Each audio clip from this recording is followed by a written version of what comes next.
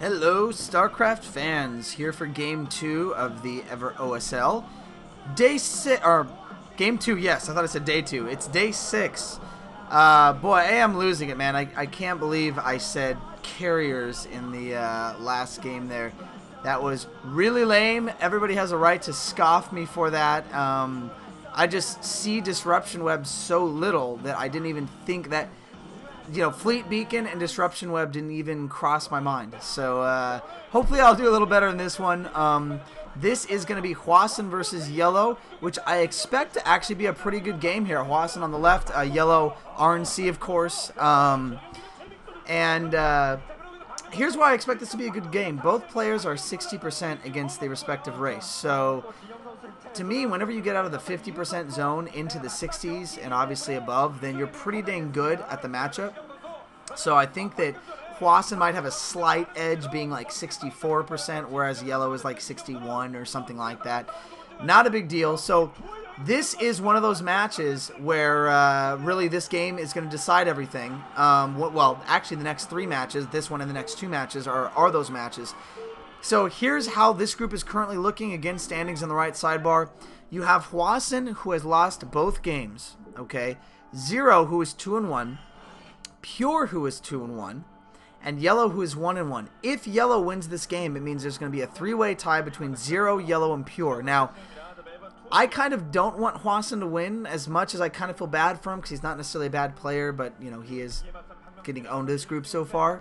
But I just really want to see Zero go on, and I want to see him in the round of 8. And, whenever I see something like where there's a chance for him to not progress, I just don't like that. I want to be certain that we're going to be seeing Zero doing his crazy queen antics and have his crazy purple glasses in the next round. So, again, I will say I'm rooting for Yellow, but I think Hwasin is perfectly capable. If he just really believes in himself, yes, that is the key.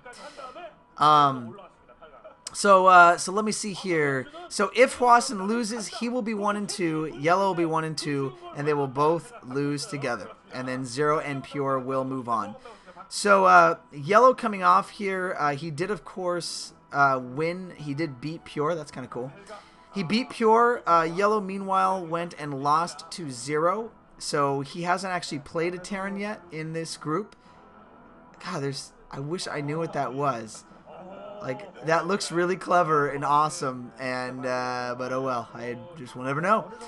And then let me see here. Hwasin, of course, just lost to the 2 other opponents, so he just lost to Zero and lost to Pure. So, we will see. We have not seen a Terran versus Zerg in this group yet. By the way, I'm pretty sure that was just a... I'm not sure what that was, if it was a 9 pool or not. I'm looking down right now, and yes, I'm assuming that was a 9 pool. All right. So we're going to see something a little bit more aggressive coming here from Yellow, trying to get some lings out a little bit earlier. Of course, this does determine, this only will work if he scouts in the right direction, which he is not right now. Even when he gets the lings out, he might end up sending them down below because he is going to be able to scout the top left first. Unless this Overlord can intercept the SCV going out and then realize where it's coming from. I'm not sure if that'll happen or not. Quite a few people coming here for Day 6, man. This is the finals of the... Nah, not even the semifinals. The finals before the quarterfinals, I guess is what you would say. So a lot of people coming out there for that right now. And there's the expansion, of course, standard play against a Terran. The Zerglings are going to basically probably ignore the SCV for now and just trying to get a scout out and see if they can put on any sort of pressure. I'm assuming we'll see a 3rd hatchery going up to as well, which is right there. So interesting, we have a 3rd hatchery in the base, so not going to be risking it with a 2nd expansion or anything like that. There is the standard expansion timing coming for the Terran player right now. Going to be able to easily block his ramp. Actually, for the most part, he should be able to. This is such a huge map, you guys. This is Fighting Spirit. Very, very large map. Let me take a look at Fighting Spirit here. Bring it up. That's right, Fighting Spirit. I've seen a few games on this map. I do, as I've said before, I think that Terran does really have an advantage on this map. I feel like if the Terran can get to 3 bases and take the 2 expansions outside of his main, then he is pretty dang safe. At least it gets into the late game Zerg where there are swarms involved and Zerg gets to hive tech. So before that, then I think Terran's pretty well off, which is why I've tended to see games on this map go quite a bit long. I mean, obviously when you have larger maps, you tend to see longer games, but a lot of times you tend to see pretty good games with Terran versus Zerg just because of the fact that they do make it to the late game and you start seeing that Defiler play come out. A late-ish gas, which basically just means we are going to see a Medic Marine build coming out here. So, you know, we should see some kind of straight-up Hwasin Medic Marine play that he is known for. Hwasin is very good at Medic Marine. I actually saw a mech build against Zerg, which is the first I'd seen in a while. I can't remember what game it was. I think it was one of the games in Group H of the MSL. I have been trying to keep up with the MSL to keep up with what's going on over there. I have a giant 2-liter bottle of Sprite that I am sipping out of here.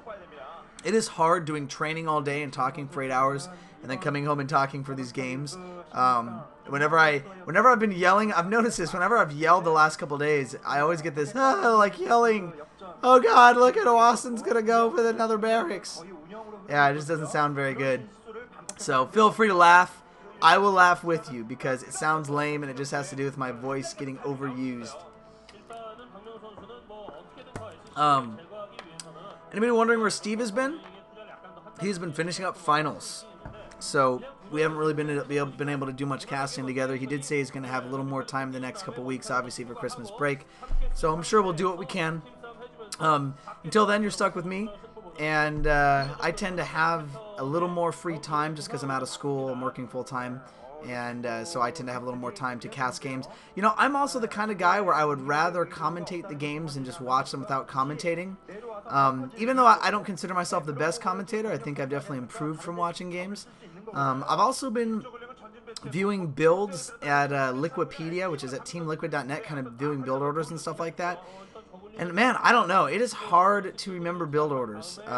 It is something that is tough. Now, what they are showing, the observers are showing here, is the fact that not all of the larvae are being used currently, meaning that there might be some saving up going on for another hatchery.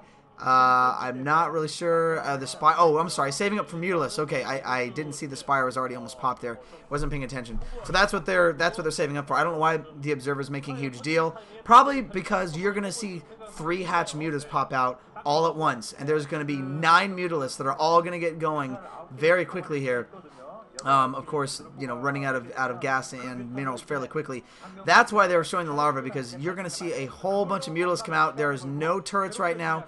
Engineering Bay is up, but no turrets at all. And I'm kind of wondering what Hwasin is thinking with this. I guess he just figures it's a bigger map, but he really needs to start building turrets about now. We do see, there we go. Okay, good. So turrets are going to be going up. Just perfect timing.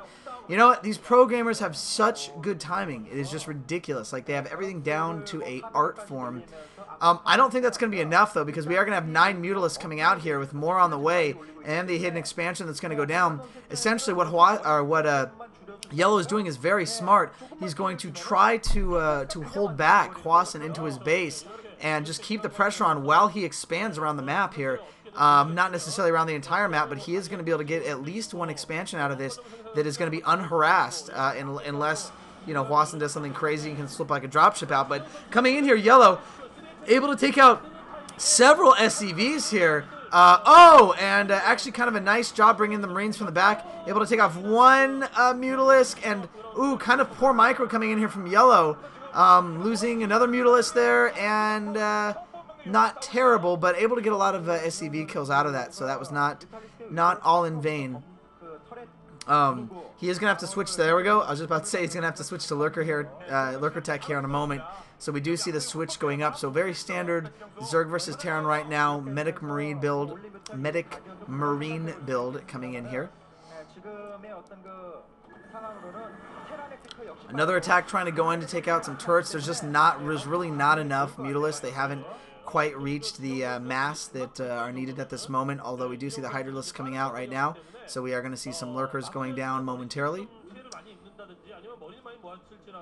And the factory is going to be moved out to middle.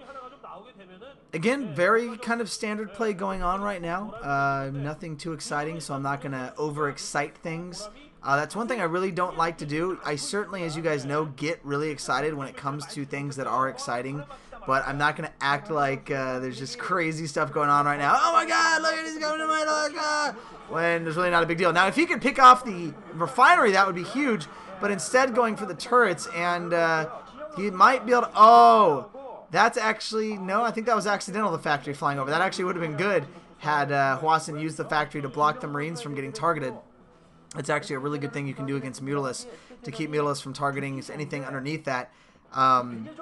You can also use that to try to block if you are kind of holding up as the Terran. You can use it to block a ramp so that units can't get up the ramp. I've seen Terran do that when there's a bunch of Ultralisks coming in and they have barely any units. They can start attacking the Ultralisks with units behind a ramp and then put like an engineering bay over the ramp with, some medics or something like that, and the Ultralisks just get confused and get owned. I just saw that recently in a game. I keep watching these MSL games, and the MSL games